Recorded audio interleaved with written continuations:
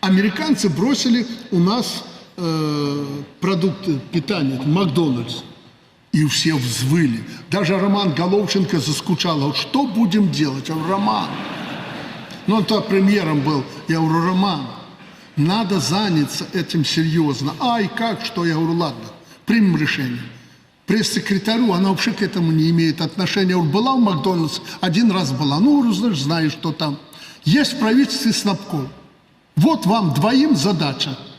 Срок Макдональдс должен быть не хуже американского, но белорусский. Недавно мне докладывает, я все собираюсь туда сходить. Я ни разу не был там, но хочу сходить, посмотреть. Специалист есть наш частник, который этим занялся. Говорит, все наше, кроме какой-то еще булочки вы не можете никак испечь. Да сделайте вы свою булочку, положите туда